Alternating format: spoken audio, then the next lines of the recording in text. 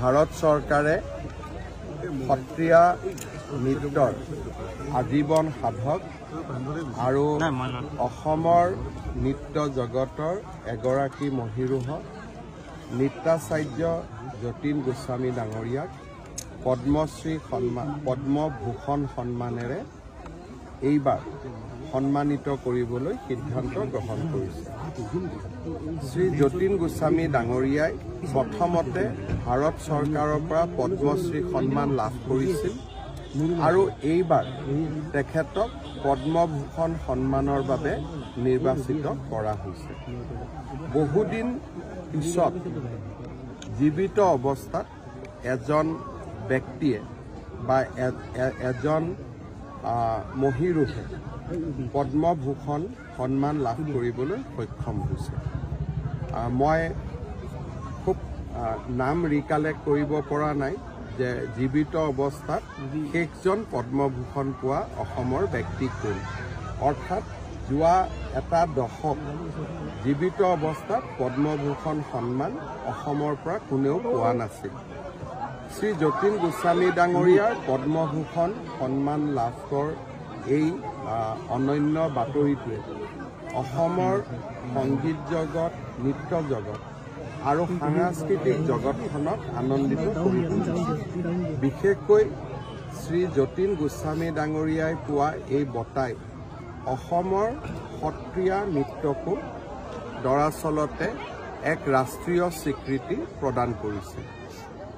অসমীয়া ধ্ৰুপদী ভাষা হোৱাৰ পিছত চৰাইদেউ মৈদামে ইউনেস্কোৰ বিশ্ব সাংস্কৃতিক ঐতিহ্য পোৱাৰ পিছত যতীন গোস্বামী ডাঙৰীয়াই সত্ৰীয়া নৃত্যত তেখেতৰ জীৱনজোৰা অৱদানৰ বাবে লাভ কৰা পদ্মভূষণ বঁটাই আমাৰ সত্ৰীয়া নৃত্যকো এক ৰাষ্ট্ৰীয় পৰ্যায়ৰ স্বীকৃতিৰ বাবে বা ৰাষ্ট্ৰীয় পৰ্যায়ৰ স্বীকৃতিৰে সন্মানিত কৰিলে।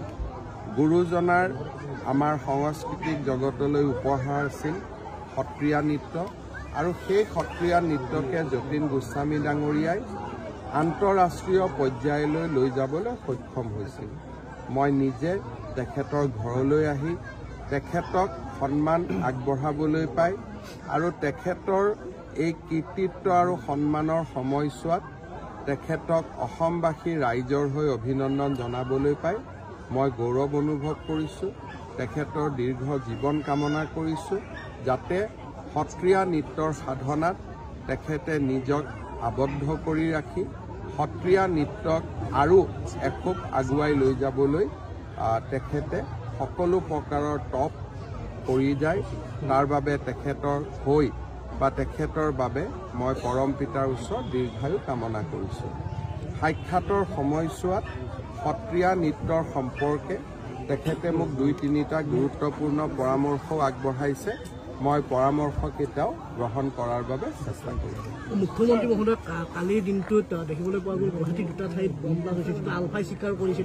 এতিয়া প্ৰথম কথা যে আলফাই বোমা বিস্ফোৰণ কৰিছে এই ধৰণৰ বাতৰি মোৰ ওচৰত নাই, কিন্তু যদিহে সঁচাই তেনেকুৱা কিবা বোমা বিস্ফোৰণ হৈছে, মই পৰেশ বৰুৱা ডাঙৰীয়াক অনুৰোধ কৰিম যে অসমবাসীয়ে শান্তি বিচাৰে আৰু পৰেশ বৰুৱা ডাঙৰীয়া শান্তিৰ অন্যতম প্ৰহৰী হ'ব লাগে। যদি তেখেতে আমালৈ খবৰ পঠায় যে এইবাৰ মই বোমা বিস্ফোৰণ কৰা নাই, তেনেকুৱা বাতৰিয়ে অসমক গৌৰৱ প্ৰদান কৰিব।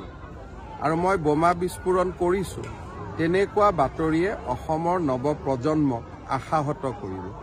সেইবাবে মই ভাবোঁ যে এনেকুৱা গণৰাজ্য দিৱস, স্বাধীনতা দিৱস হওক, উৎসৱ হওক, য'ত পৰেশ বৰুৱা ডাঙৰীয়াই নিজেই কয় যে এইবাৰ আমি কোনো বোমা বিস্ফোৰণ কৰা নাই, তেনেকুৱা বাতৰিৰ অপেক্ষাতে নৱপ্ৰজন্মই অপেক্ষা কৰি থাকে। আলফা স্বাধীনৰ লগত আলোচনাটো আগবঢ়াই নিব নেকি?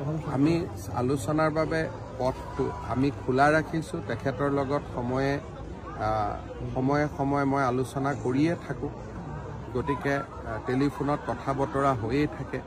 কিন্তু এইটোৱে কথা যে তেখেতৰ দাবী আপোনালোকে জানে আৰু সেই দাবীবোৰ গ্ৰহণ কৰাত আমাৰ অসুবিধাৰ বিষয়েও জানে।